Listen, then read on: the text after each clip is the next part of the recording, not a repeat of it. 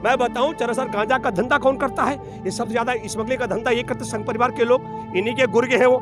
लेकिन उनको नहीं पकड़ेंगे। वो ढूंढ रहे 5 ग्राम गांजा कहाँ है, 10 ग्राम गांजा कहाँ है। फिल्म इंडस्ट्री को बदनाम करने के लिए मैं आपके माध्यम से बात करती हूँ। और तब मोदी बोला बहुत बढ़िया इनाम योजना, किसान के लिए भी, आढ़ती के लिए भी, उपभोक्ता के लिए।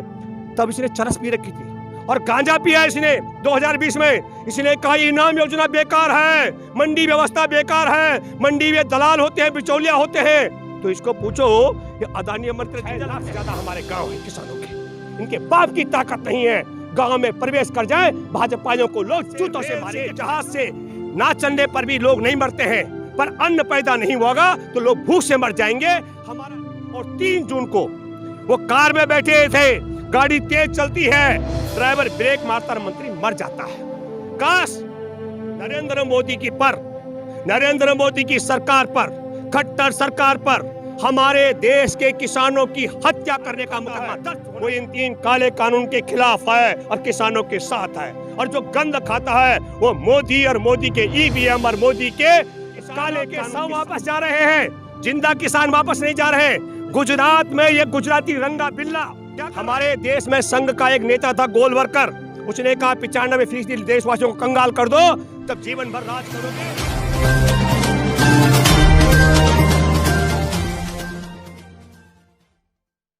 नमस्कार, आज हम दिल्ली के टिकरी बॉर्डर पर और जहां पर किसान आंदोलन का 21वां दिन चल रहा है और किसान मजबूती के साथ में डटे हुए। आज हमारे साथ में सामाजिक कार्यकर्ता जो कि हर आंदोलन में अपनी सक्रिय भूमिका निभाते हैं, भूपेंद्र रावत जी। भूपेंद्र रावत जी, आपसे जानना चाहूंगी कि सरकार जो 3 कानून लेकर आई है, आप किस तरह से देख रहे हैं इन कानूनों को? इनको पहली बात मैं कहूं कि जो जमाखोरी के लिए कानून आया है वो हमारे देश के किसान को लूटने और देश के उपभोक्ताओं को लूटने के लिए कानून आया है। दूसरा कानून जो है हमारे देश के खेती किसानी में जुटे तबके को की ज़मीन को कंपनियों के पास गिरवी रख के देश के किसानों को कंपनियों का बंधुआ मजदूर बनाने के लिए आया है। और तीसरा जो कानून है वो हमारे देश की 6,900 मंडियों की ज़मीन छीनने और जो हमारे देश में न्यूनतम समर्थन मूल्य की गारंटी है उसे समाप्त करने के लिए लाया गया है। क्या लगता है आपको कि सरकार जो 3 कानून लेकर आई है वो किसानों के कितने हित में रहेंगे और कितने उनके विरोध में हैं? किसानों के हित में। हमारा किसान दुधमुआ में कल सिंधु बॉर्डर पे था, दूध पिलाती हुई महिला बैठी हुई है सरकार के लाठी डंडा गोली और टैंक के खिलाफ। और यहाँ पर आपने देखा शहादत हुई है, लगभग 20 से ज़्यादा किसानों की शहादत हो चुकी है। किसान 4 डिग्री तापमान में खुले आसमान के नीचे अपनी जान दे रहा है। किसानों ने तय किया हम जमीन नहीं देंगे गिरवी करने के लिए, भले जान दे देंगे। तो आप समझ लीजिएगा, क्या सच में हमारे देश का किसान इतना मूर्ख है? आप समझो, जो गंध भक्त बोलते हैं, मैं अंधभक्ति भी नहीं कहूँगा, उस व्यक्ति ने कहा मैं पढ़ा लिखा नहीं, 17 साल में घर छोड़ दिया था, उसके गंध भक्त कहते हैं वो ग्रेजुएट है। वो जिस आदमी ने हमारे देश की गलवान घाटी पर चीन का कब्जा है, उसने कहा हमारी ज़मीन किसी कब्जे में नहीं है, अक्सर चीन भी हमारे नक्शे में है। आप समझ सकती हो। जिस व्यक्ति ने खुफिया एजेंसी की रिपोर्ट खारिज करा करके पुलवामा में हमारे 40 जवानों की हत्या करवा दी हो, और जो नालायक हमारे देश के किसानों को आतंकवादी, पाकिस्तानी और खालिस्तानी और गुंडा और ये सब बताता हो, उस आदमी को देशभक्त बताया जा रहा है। और हमारे देश को पालने वाले अन्नदाता जो देश को पालते हैं उन्हें आतंकवादी और पाकिस्तानी और खालिस्तानी बताया जा रहा है।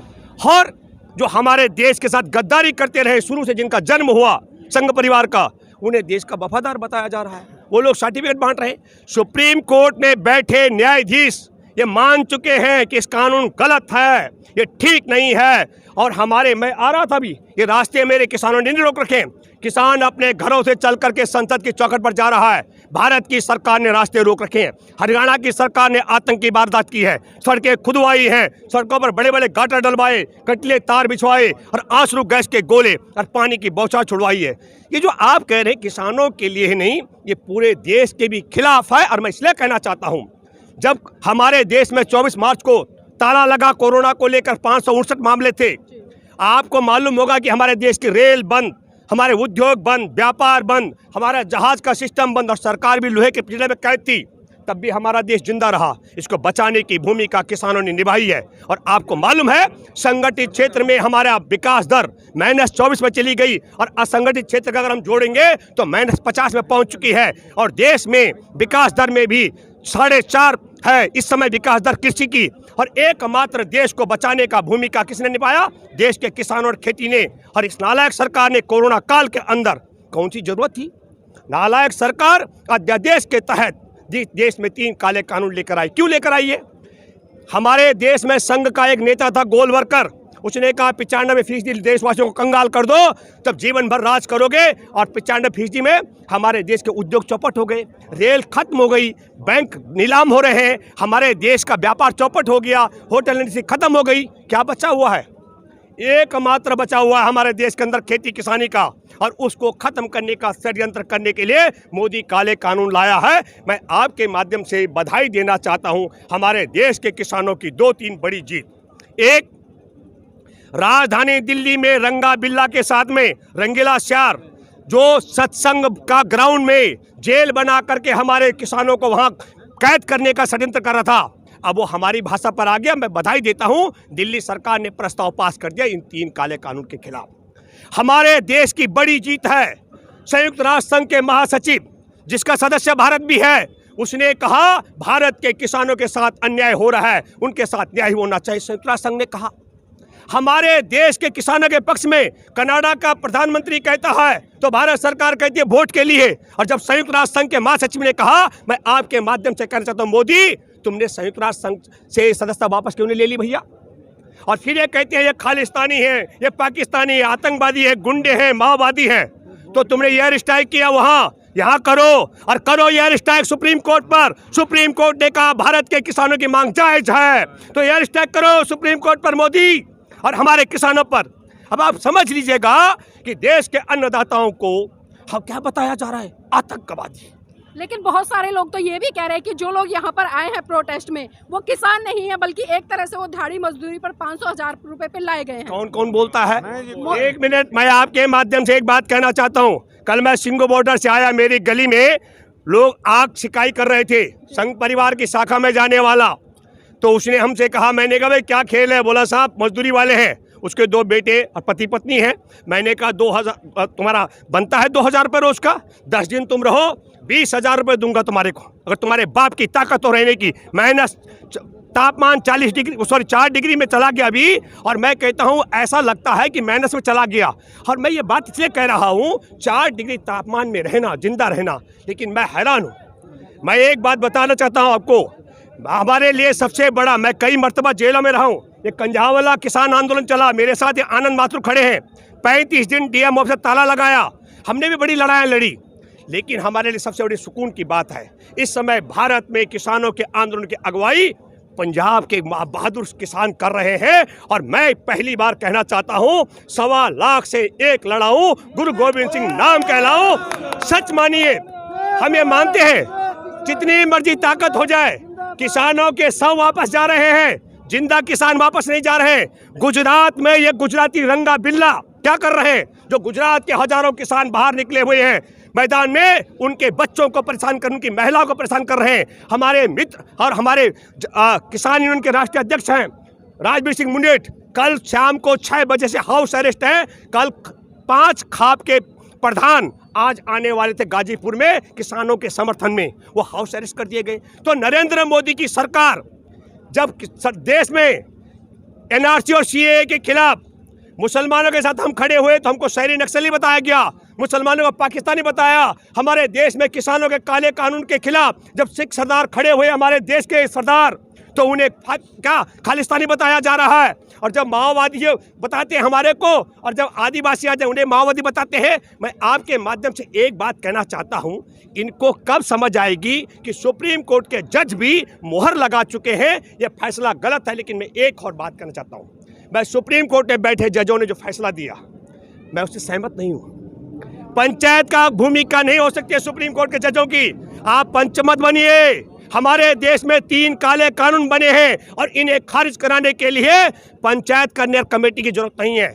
आप आदेश करें सुप्रीम कोर्ट के मुख्य न्यायाधीश, भारत सरकार को, राष्ट्रपति को भी आग्रह करें, संसद का सत्र का आयोजन किया जाए और 3 काले कानून वापस लिए जाए और नए कानून बनाने के लिए संसदीय समिति का गठन किया जाए। भूपेंद्र जी, क्या आपको लगता है कि जिस तरह से एनआरसी बिल वापस नहीं लिया था सरकार ने, लॉकडाउन लग गया था और लोग धरने पर से उठ गए थे, लेकिन अभी जो किसान आंदोलन चल रहा है और 3 बिल की जो डिमांड है, सब बार बार किसान ये कह रहे हैं कि सरकार इसको वापस ले, जब वो बिल सरकार ने वापस नहीं लिया तो क्या लगता है आपको कि ये बिल सरकार वापस लेगी?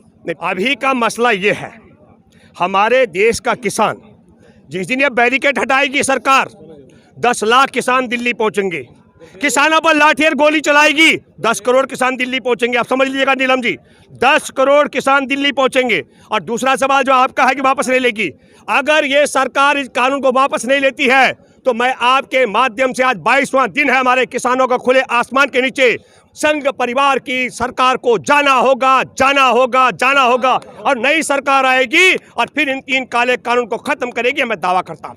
लेकिन मोदी भक्त और मोदी के जो समर्थक है वो तो ये कहते हैं कि हमें इस देश के लोगों के वोट की जरूरत ही नहीं है, ईवीएम जिंदाबाद है। इस पर क्या कहेंगे? जो आप कह रही हो, मैं आपके जो अन्न खाता है वो इन 3 काले कानून के खिलाफ है और किसानों के साथ है, और जो गंद खाता है वो मोदी और मोदी के ईवीएम और मोदी के काले कानून के साथ है, ये आप मान के चलिए। तो क्या लगता है कि जो आज 22वां दिन चल रहा है लगातार, क्योंकि अब तक 27-28 लोग हमारे इस आंदोलन में शहीद हो चुके हैं, तो क्या लगता है कि ये शहादत बढ़ेगी या रुकेगी या सरकार कानून वापस लेगी? मैं आपके माध्यम से बताऊं, मैं सुप्रीम कोर्ट में बैठे मुख्य न्यायाधीश से आपसे आग्रह करता हूं, आपके अध्यक्षता में बेंच मान चुकी है कि ये गलत कर रही है सरकार। नरेंद्र मोदी की सरकार पर, खट्टर सरकार पर हमारे देश के किसानों की हत्या करने का मुकदमा दर्ज होना चाहिए, दर्ज। और मैं आग्रह कर रहा हूं, मेरे किसानों से भी अपील करता हूं, और मैं बल्कि मन बना रहा हूं कि मैं इसके लिए प्रयास करूंगा, कोर्ट का दरवाजा खटखटाऊंगा। हमारे किसानों की हत्या का मुकदमा क्यों नहीं नरेंद्र मोदी की सरकार पर चलना चाहिए? असंवैधानिक तरीके से बना ये कानून। पहली बात तो ये है, ये कृषि बिलों का मामला केंद्र का नहीं है। दूसरी बात, नीलम जी, हमने बहुत कानून बनवाए। मैं आपके माध्यम से एक बड़ी बात कहना चाहता हूँ, जिस तरीके से मेरा किसान आज सड़क पर है, काश आपको मालूम है, उचित मुआवजे का अधिकार, पुनर्वास, पुनर्स्थापना और पारदर्शी तरीके से भूमि अधिग्रहण के लिए 2013 में जो कानून बना था, 1 जनवरी से अस्तित्व में आया। 26 मई को मोदी की सरकार का शपथ ग्रहण समारोह होता है। 29 मई को पहले ग्रामीण विकास मंत्री गोपीनाथ मुंडे किसान नेता थे, उनसे सवाल किया जाता है एक पत्रकार के द्वारा, ये नए कानून का तुम्हारी सरकार क्या करेगी? उन्होंने कहा तत्काल क्रियान्वयन करेगी। और 3 जून को वो कार में बैठे थे, गाड़ी तेज चलती है, ड्राइवर ब्रेक मारता और मंत्री मर जाता है। काश हमारा किसान तब सड़क पर आता। क्या खूबसूरती उसमें, उसकी खूबसूरती बताता हूँ। हमारे देश के 100 में से 70-80% किसान अगर लिखित सहमति नहीं देंगे तो उनकी जमीन को अधिग्रहण करने की ताकत किसी सरकार के बाप की नहीं थी, 2013 के कानून में है। 2, जमीन का कीमत बढ़ता रहता है स्वाभाविक तौर पर।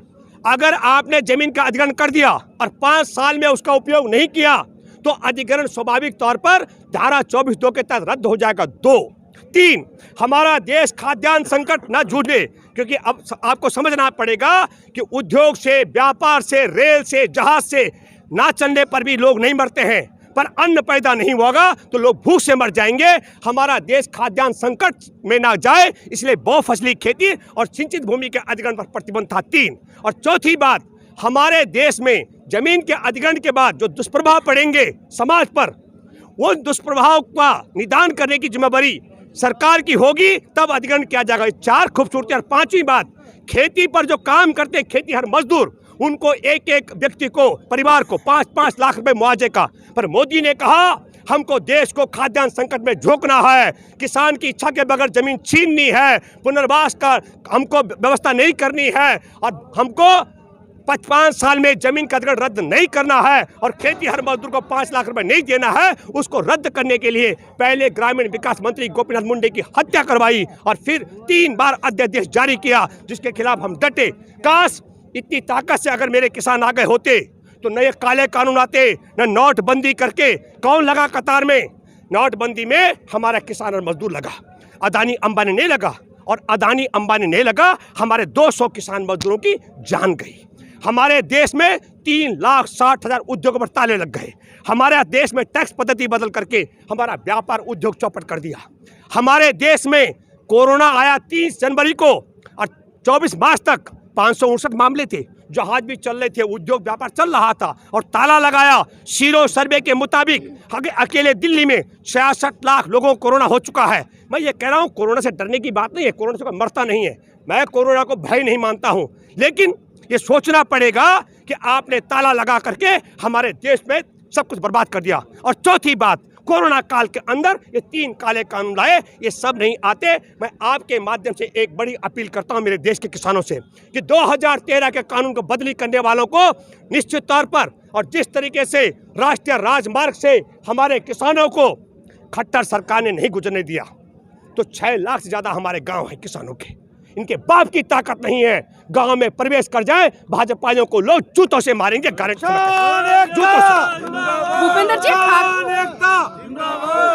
भूपेंद्र जी एक आखिरी सवाल लेना चाहूंगी। आज हम देख रहे हैं कि देश में हर तरह का रोजगार चल रहा है, लोग सड़कों पर अपने अपने काम कर रहे हैं, लेकिन अगर मैं शिक्षा की बात करूं तो आज शिक्षा औंधे मुंह पड़ी है, तो इस पर क्या कहना है? क्या चीज औंधे मुंह नहीं है? क्या चीज औंधे मुंह नहीं है? हमारा देश विकास दर में, रसातल में, गरीबी के मामले में हम बांग्लादेश नेपाल से नीचे चले गए। रुपए की कीमत और प्रधानमंत्री की झूठ बोलने की मर्यादा इतनी गिर चुकी है कि मैं कहता हूं अगर हम खोदने चाहें तो 1000 फीट नीचे तक भी मर्यादा जा चुकी है मोदी के और रुपए की कीमत की। हमारे देश का रेल 14,445 रेल रोज चलती थी। जब ये चाय बेचता था कि नहीं मुझे नहीं पता, पर चाय बेचता था तब रेल चलती थी। 14,445 रेल में से बमुश्किल 250 रेल चल रही है। 15,90,000 हॉकर्स जो स्टेशनों पर कारोबार करते हैं वो भुखमरी के कगार पर हैं। बोझ उठाने वाले, उनको रेल तक पहुंचाने, घर पहुंचाने वाले, हमारा वो सब चौपट हो गया। होटल इंडस्ट्री खत्म हो गई, 5,000 करोड़ का नुकसान में है। तो होटल इंडस्ट्री खत्म हो गए, रेलवे खत्म हो गया, उद्योग खत्म हो गया, बाजार खत्म हो गया, व्यापार खत्म हो गया, एकमात्र बचा हुआ कृषि। और उसको खत्म करने के लिए ये हमारे देश के गद्दार, चीन के वफादार और उसके क्या कहते हैं अंग्रेजों के मुखबिरों की जो संघ परिवार है, उनके बाप की ताकत नहीं है। हमारे देश के जवान किसानों की जमीन को गिरवी रख दे। हमारा देश का किसान देश को पालता है और इनका बेटा, किसानों का बेटा सीमा पर जवान खड़ा होकर देश की हिफाजत करता है। हमको इन दलालों की जरूरत नहीं है बीच में। असली दलाल ये हैं हमारे देश के आड़ती नहीं। मैं आपके माध्यम से एक और बताता हूँ। नरेंद्र मोदी 14 अप्रैल 2016 को एक योजना लाया, उसका नाम है ई-नाम योजना। उसका नाम क्या था? Electronic national agriculture marketing. और तब मोदी बोला बहुत बढ़िया ई-नाम योजना, किसान के लिए भी, आड़ती के लिए भी, उपभोक्ता के लिए।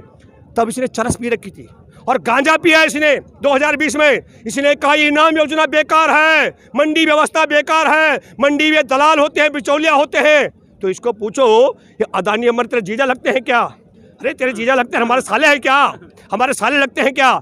अब समझ लीजिएगा कि इस आदमी को सोचना पड़ेगा। हम सबको, हमारी याददाश्त बहुत तेज है।